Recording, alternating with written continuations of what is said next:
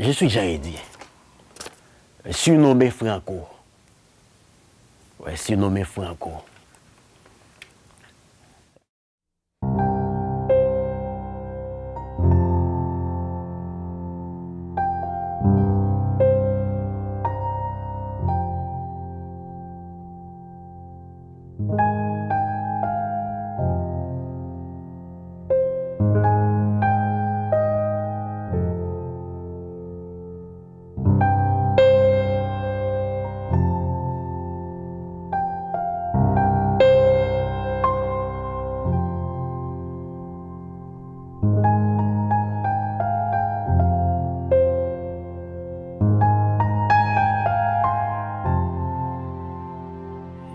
Vraiment, je commence à savoir que je m'appelle Jean-Eddy, c'est quand je commence à fréquenter l'école.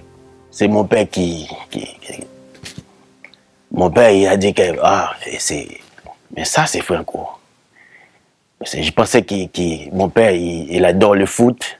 Il adorait le foot et c'était un joueur italien qui s'appelait Franco Baresi. Et je viens d'Haïti, dans une petite communauté qui s'appelle Noailles. On se trouve Noailles dans l'arrondissement de la Croix-des-Bouquets. C'est à l'ouest de Port-au-Prince. Mais là où on a trouvé c'est là qu'on peut trouver des trucs extraordinaires comme le fer découpé. Et j'ai grandi avec mes frères et sœurs, avec ma famille, des amis, ma maman. Et je suis cinquième dans une famille de 10 enfants.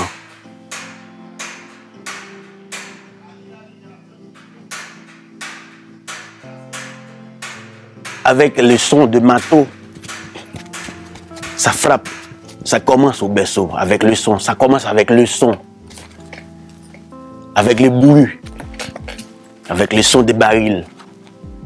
C'est à partir de là que ça commence. Et nous, quand les enfants qui grandissent là-bas, quand on est petit, on peut pas découper les barils parce que c'est trop gros, c'est trop grand et c'est trop dur.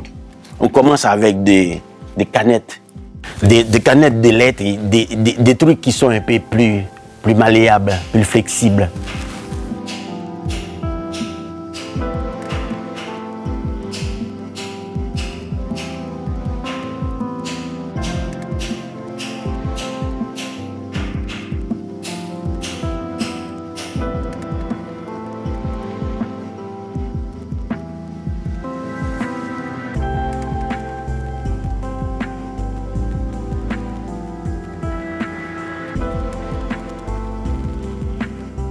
J'ai environ 27 ans de carrière.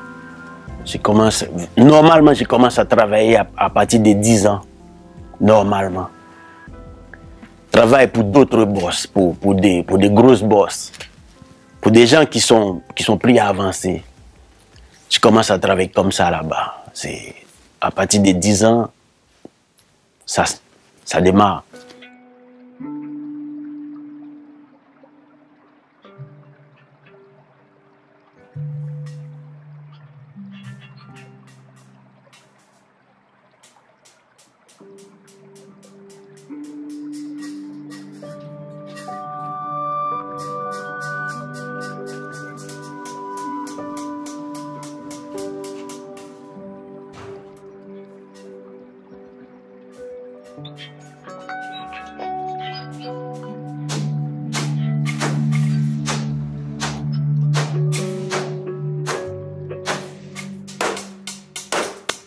Je commence à comprendre que et a pris mes responsabilités en tant qu'artiste, c'est à partir de 2013. Avec le 7e jeu de la francophonie où j'ai représenté mon pays, c'était une expérience majeure et c'était différent des autres. À partir de là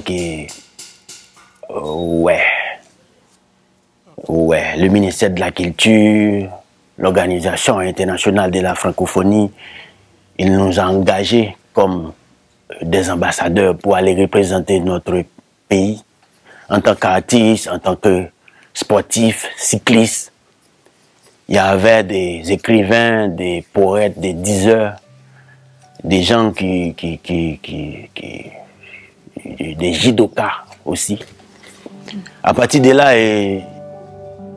ok, j'assume que je suis un artiste. L'engagement, ça commence à partir de là.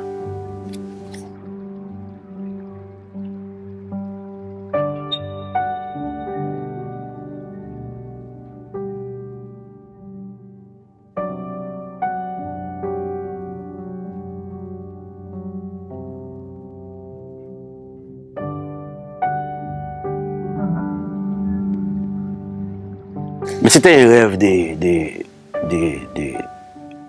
d'arriver à Montréal. C'était un rêve. Parce que j'avais un ami qui s'appelle Claude, c'était un Montréalais. Et il m'avait dit Montréal est une ville de possibilités. J'habitais avant à l'ouest de Montréal. C'était un métro Côte-Vertu. Mais là où il n'y a pas vraiment des Haïtiens qui vivent là-bas. Mais j'écoute des gens là au métro. Quand j'ai voyagé au métro, j'écoute des gens qui parlent de Saint-Michel. Là, on peut trouver des Haïtiens en quantité, de la nourriture haïtienne, des restaurants haïtiens, tout ça, des boutiques haïtiennes. Bah, avec ça, j'ai essayé de visiter Saint-Michel, de venir à Saint-Michel pour voir comment ça marche ici, à Saint-Michel. Mais depuis ce jour-là, j'ai tombé à amourer cette ville, cette petite communauté-là. La décision pour venir à Saint-Michel, c'est quand j'ai trouvé la maison d'Haïti. J'ai visité la maison d'Haïti, c'était un jour de la commémoration du 12 janvier haïtien. À partir de là, on commence à développer des relations culturelles et artistiques. Et c'est ce qui me poussait de déménager et de me rendre ici à Saint-Michel.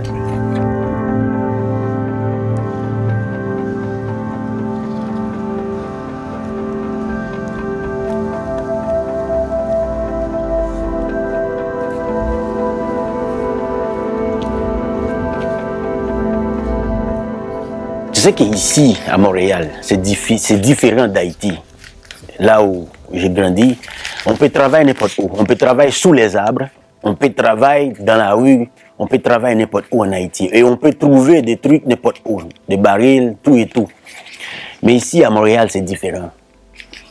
Il faut trouver un espace bien spécifique pour travailler. C'est comme un studio.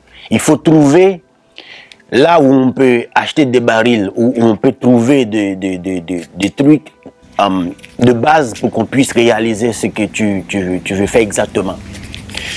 Et à partir de là, je commence à parler aux gens et je trouve des amis qui commencent à me guider vers des espaces comme par exemple la rue industrielle où il y a beaucoup de garages. C'est ça, parce que pour travailler ici, par exemple ici dans le parking de la maison d'Haïti, on m'a donné le parking pour travailler. J'ai commencé à travailler. Pendant 2 ou 3 fois, les gens qui vivent dans le quartier, ils m'ont dit que non, c'est impossible de travailler ici parce que nous, on a travaillé la nuit, pendant la journée, tout le monde en train de dormir. Non, c'est impossible. Ok, j'ai parti pour la PAC Georges Verneau. Je commence à travailler sur la PAC Georges Verneau. Les gens qui jouent au baseball, ils m'ont dit la même chose. Ok. Ok, je me suis dit, ok, je m'arrête. Pendant une période de 2 ou 3 mois, j'ai cessé de travailler. Mais un jour, j'ai trouvé un ami qui m'a emmené directement dans un garage qui se situe à Quentin et Industriel. Et quand je suis arrivé au garage, le propriétaire, il m'a dit, oh, mon petit, tu ressembles à à l'un de mes fils. Il commence, il a dit qu'on a besoin des gens comme vous au garage. Il y a d'autres choses que tu peux apprendre ici. La soudure et d'autres choses. Mais c'est difficile de trouver des trucs pour travail. Il m'a dit qu'il y a les scraps ici à Montréal. On peut trouver des carcasses voitures, on peut trouver des bicyclettes usagées, des trucs comme des réfrigérateurs, des fous comme ça. On peut utiliser tout ça parce qu'en Haïti, on travaille ça aussi. On travaille ces trucs-là aussi. Ouais.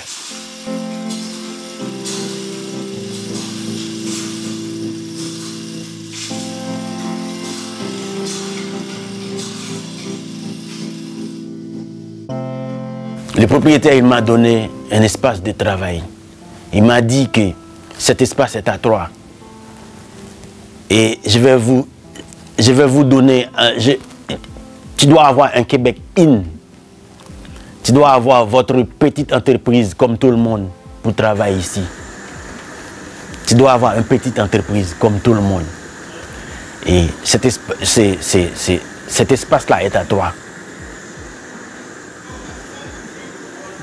On trouve les barils. On trouve les barils et avant on fait fondu et il faut enlever les ordures. Parce que souvent les barils, les barils, on transporte de la graisse, des trucs comme du pommade. C'est ça, il faut faire enlever les ordures et il faut aplatir. Et après, on utilise de la craie ou des crayons couleur, jaune ou blanc. Après, on les découpe. Après, ça avance petit à petit. Tout dépend de quel type de pièce que tu veux réaliser. Avant de construire, avant de réaliser une pièce, il y a un package dans la tête, au cerveau. On pense ce qu'on va faire avant. Et tu sais que quand toutes ces images-là sont finies de tourner dans la tête, on ne peut rien faire. C'est fini. C'est là qu'on a mis fin avec avec la pièce. Parce que c'est construit dans la tête avant. Ça s'est construit un peu à l'intérieur du cerveau. Mais c'est l'artiste qui peut savoir si c'est fini ou pas.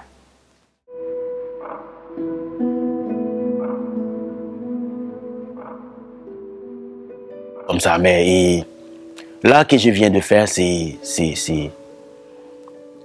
un engagement. Je travaille comme un artiste engagé.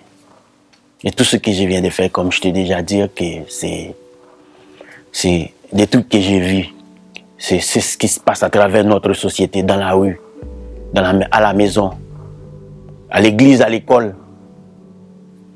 Ouais, c'est la moyen de faire savoir, de faire voir, de se présenter aux gens que ce qui se passe à l'intérieur de moi, dans ma tête, dans mon cœur.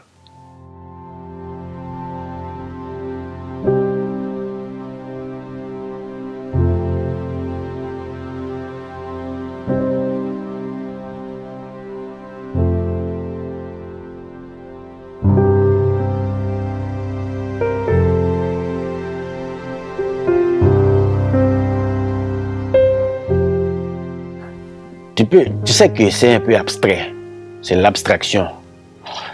Mais je vais expliquer exactement ce que j'ai vécu de ma naissance et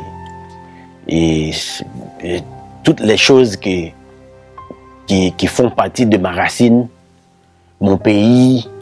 C'est comme il y a des aborigènes, il y a des totems qu'on peut trouver même ici à Montréal avec les autochtones, tout ça, parce que c'est comme les Indiens d'Haïti, avant la découverte, tout ça, mais je vais m'exprimer, je vais exprimer exactement moi-même, ma trace, ma famille, mon entourage, en Haïti, et même ici à Montréal, ça continue. C'est l'idée, c'est moi que je m'exprime encore.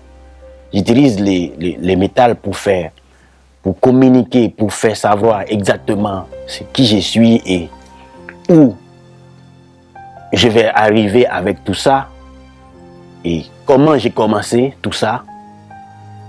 L'idée, c'est, en gros, c'est Jean Eddy, c'est Franco.